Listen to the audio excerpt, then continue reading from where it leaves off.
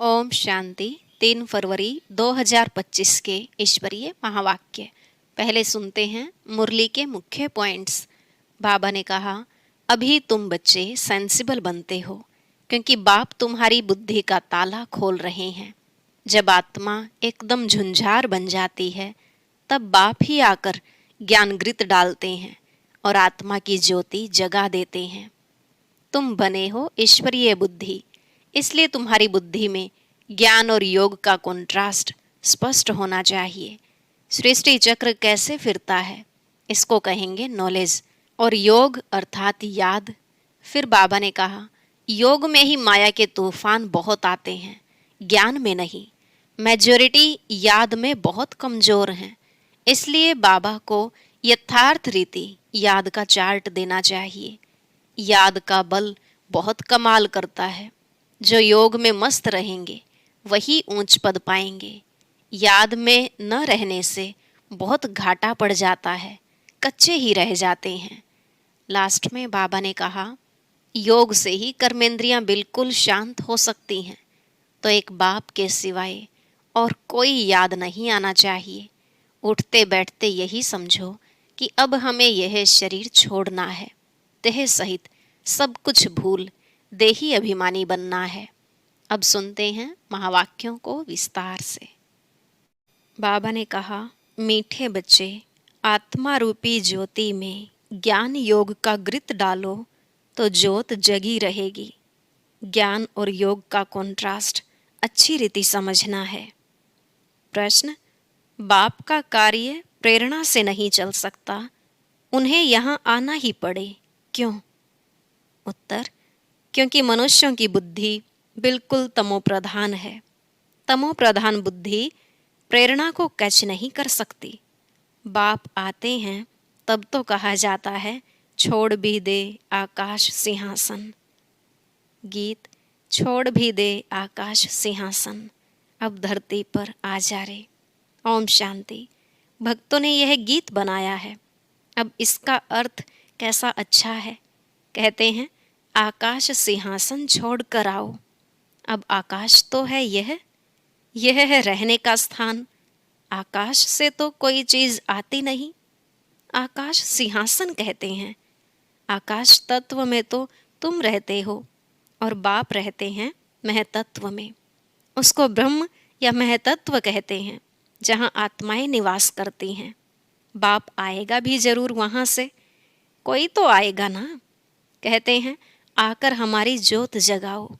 गायन भी है, एक हैं अंधे की औलाद अंधे और दूसरे हैं सज्जे की औलाद सज्जे। धृतराष्ट्र और युधिष्ठिर नाम दिखाते हैं। अभी यह तो औलाद हैं रावण की। माया रूपी रावण है ना, सबकी रावण बुद्धि है। अब तुम हो ईश्वरीय बुद्धि। बाप तुम्हारी बुद्धि का अब ताला खोल रहे हैं। रावण ताला बंद कर देते हैं। कोई किसी बात को नहीं समझते हैं तो कहते हैं, यह तो पत्थर बुद्धि है। बाप आकर यहाँ ज्योत जगाएंगे ना। प्रेरणा से थोड़े ही काम होता है। आत्मा जो सतो प्रधान थी, उनकी ताकत अब कम हो गई है, तमो प्रधान बन गई है, एकदम झुंझार बन पड़ी है। मनुष्य कोई मरते हैं तो उनका दीवा जलाते हैं। अब दीवा क्यों जलाते हैं? समझते हैं ज्योत बुझ जाने से अंधियारा ना हो जाए, इसलिए ज्योत जगाते हैं। अब यहाँ की ज्योत जगाने से वहाँ कैसे रोशनी होगी, कुछ भी समझते नहीं। अभी तुम सेंसिबल बुद्धि बनते हो। बाप कहते हैं, मैं तुमको स्वच्छ बुद्धि बनाता हूँ, ज्ञान घृत डालता हूँ। है यह भी समझाने की बात, ज्ञान और योग दोनों अलग चीज हैं। योग को ज्ञान नहीं कहेंगे। कोई समझते हैं भगवान ने आकर यह भी ज्ञान दिया है ना कि मुझे याद करो, परंतु इसे ज्ञान नहीं कहेंगे। यह तो बाप और बच्चे हैं। बच्चे जानते हैं कि यह हमारा बाबा है, इसमें ज्ञान की बात नहीं कहेंगे। ज्ञान तो विस्तार है, यह तो सिर्फ याद है। बाप कहते हैं, मुझे याद करो बस। यह तो कॉमन बात है, इनको ज्ञान नहीं कहा जाता। बच्चे ने जन्म लिया सो तो जरूर बाप को याद करेगा ना। ज्ञान का विस्तार है। बाप कहते हैं, मुझे याद करो, यह ज्ञान नहीं हुआ। तुम खुद जानते हो, हम आत्मा हैं, हमारा बाप परमात्मा परमात्मा है। इसे ज्ञान कहेंगे क्या? बाप को पुकारते हैं। ज्ञान तो है नॉलेज। जैसे कोई एमए पढ़ते हैं, कोई बीए पढ़ते हैं, कितनी ढेर किताब पढ़नी होती है। अब बाप तो कहते हैं, तुम हमारे बच्चे हो ना, मैं तुम्हारा बाप हूँ, मेरे से ही योग लगाओ, अर्थात याद करो। इसको ज्ञान नहीं कहेंगे। तुम बच्चे तो हो ही, तुम आत्माएं कब विनाश को नहीं पाती हो। कोई मर जाते हैं तो उनकी आत्मा को बुलाते हैं। अब वह शरीर तो खत्म हो गया, आत्मा भोजन कैसे खाएगी? भोजन तो फिर भी ब्राह्मण खाएंगे, परंतु यह सब है भक्ति मार्ग की रस्म।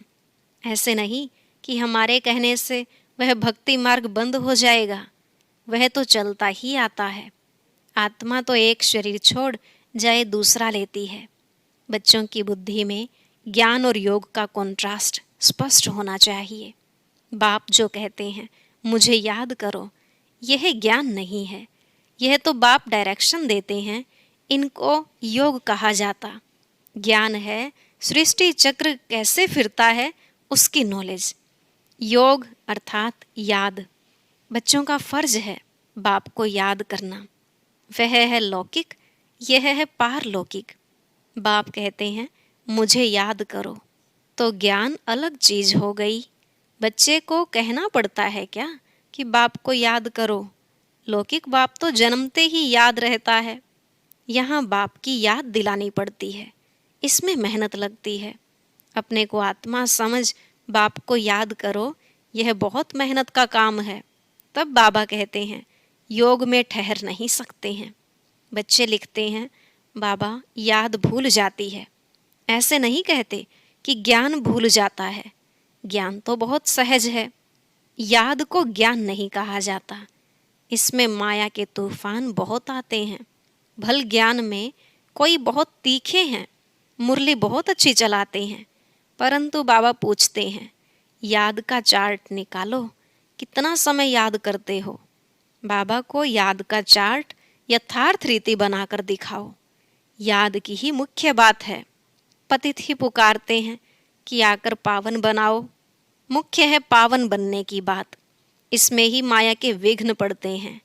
शिव भगवानुवाच, याद में सब बहुत कच्चे हैं। अच्छे अच्छे बच्चे जो मुरली तो बहुत अच्छी चलाते हैं, परंतु याद में बिल्कुल कमजोर हैं। योग से ही विकर्म विनाश होते हैं।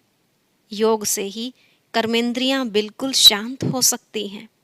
एक बाप के सिवाय और कोई याद न आए, कोई देह भी याद न आए। आत्मा जानती है यह सारी दुनिया खलास होनी है। अब हम जाते हैं अपने घर, फिर आएंगे राजधानी में। यह सदैव बुद्धि में रहना चाहिए। ज्ञान जो मिलता है वह आत्मा में रहना चाहिए। बाप तो है योगेश्वर, जो याद सिखलाते हैं। वास्तव में ईश्वर को योगेश्वर नहीं कहेंगे, तुम योगेश्वर हो। ईश्वर बाप कहते हैं, मुझे याद करो। यह याद सिखलाने वाला ईश्वर बाप है। वह निराकार बाप शरीर द्वारा सुनाते हैं। बच्चे भी शरीर द्वारा सुनते हैं। कई तो योग में बहुत कच्चे हैं, बिल्कुल याद करते ही नहीं। जो भी जन्म जन्मांतर के पाप हैं, सबकी सजा खाएंगे। यहाँ आकर जो पाप करते हैं वह तो और ही 100 गुना सजा खाएंगे।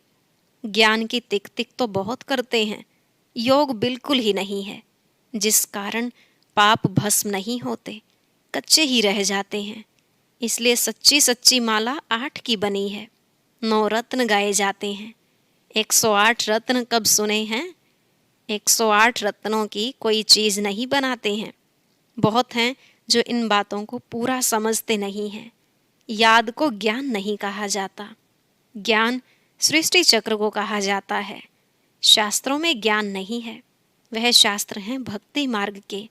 बाप खुद कहते हैं, मैं इनसे नहीं मिलता। साधुओं आदि सबका उद्धार करने मैं आता हूँ। वह समझते हैं ब्रह्म में लीन होना है। फिर मिसाल देते हैं, पानी के बुदबुदे का। अभी तुम ऐसे नहीं कहते, तुम तो जानते हो हम आत्माएं बाप के बच्चे हैं।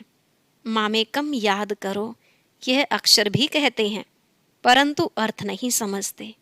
भल कह देते हम आत्मा हैं, परंतु आत्मा क्या है, परमात्मा क्या है, यह ज्ञान बिल्कुल नहीं। यह बाप ही आकर सुनाते हैं। अभी तुम जानते हो हम आत्माओं का घर वह है, वहाँ सारा सिजरा है। हर एक आत्मा को अपना अपना पार्ट मिला हुआ है। सुख कौन देते हैं, दुख कौन देते हैं, यह भी किसको पता नहीं है। भक्ति है रात, ज्ञान है दिन। 63 जन्म तुम धक्के खाते हो, फिर ज्ञान देता हूँ तो कितना समय लगता है? सेकंड। यह तो गाया हुआ है, सेकंड में जीवन मुक्ति। यह तुम्हारा बाप है ना, वही पतित पावन है। उनको याद करने से तुम पावन बन जाएंगे। सतयुग त्रेता द्वापर कलयुग यह चक्र है। नाम भी जानते हैं परंतु पत्थर बुद्धि ऐसे हैं, टाइम का किसको पता नहीं है।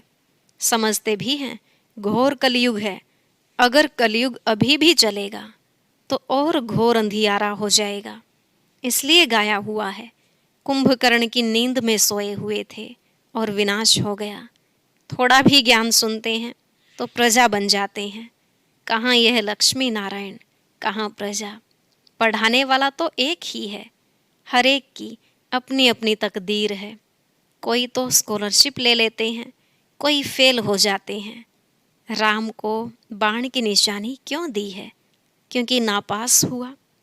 यह भी गीता पाठशाला है। कोई तो कुछ भी मार्क्स लेने लायक नहीं। मैं आत्मा हूँ, बाप भी बिंदी है, ऐसे उनको याद करना है। जो इस बात को समझते भी नहीं हैं, वह क्या पद पाएंगे? याद में न रहने से बहुत घाटा पड़ जाता है। याद का बल बहुत कमाल करता है। कर्मेंद्रियां बिल्कुल शांत शीतल हो जाती हैं। ज्ञान से शांत नहीं होगी, योग के बल से शांत होगी। भारतवासी पुकारते हैं कि आकर हमको वह गीता का ज्ञान सुनाओ। अब कौन आएगा? श्री कृष्ण की आत्मा तो यहाँ है।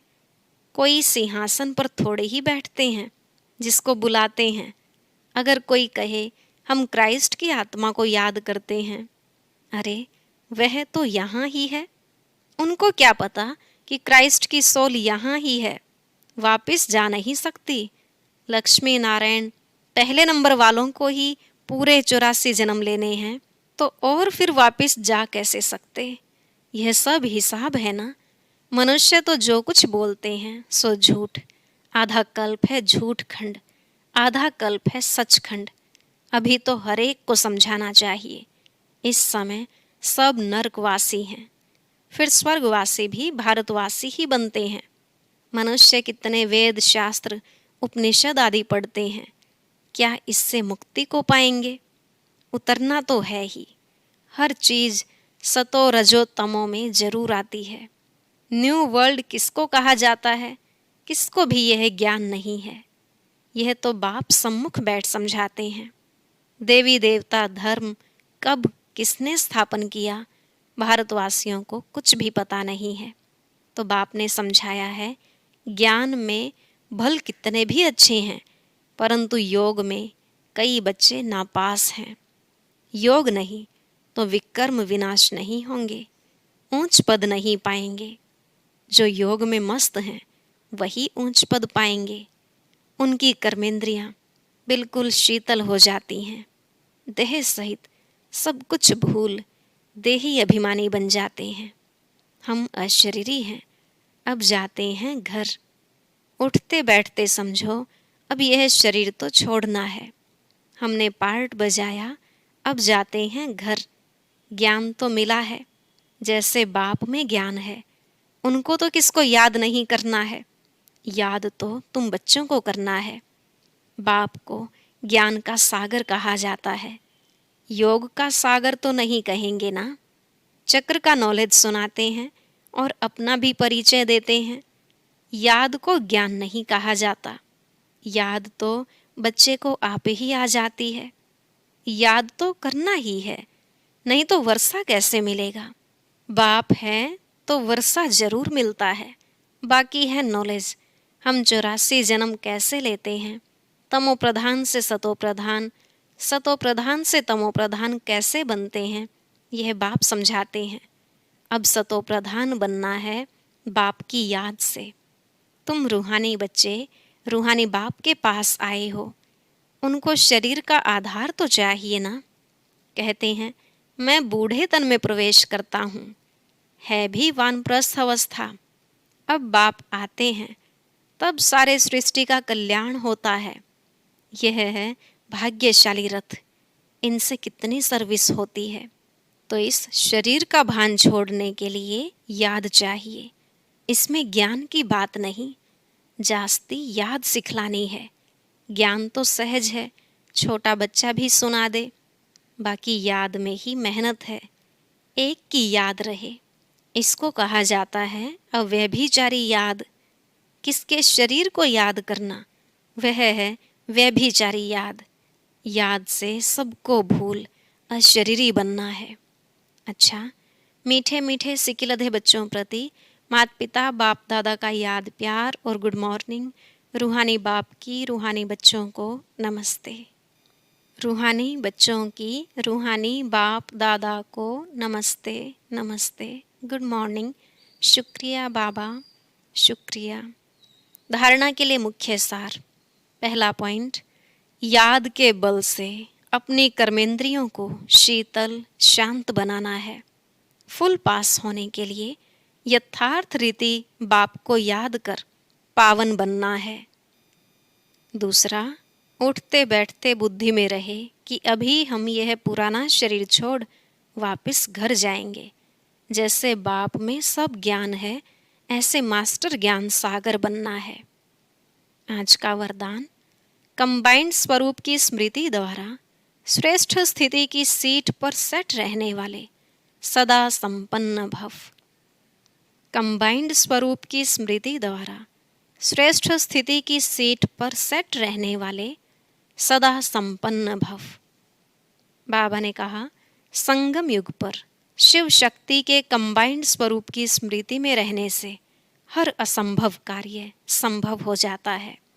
यही सर्वश्रेष्ठ स्वरूप है। इस स्वरूप में स्थित रहने से संपन्न भव का वरदान मिल जाता है। बाप दादा सभी बच्चों को सदा सुखदायी स्थिति की सीट देते हैं। सदा इसी सीट पर सेट रहो तो अतीन्द्रिय सुख के झूले में झूलते रहेंगे।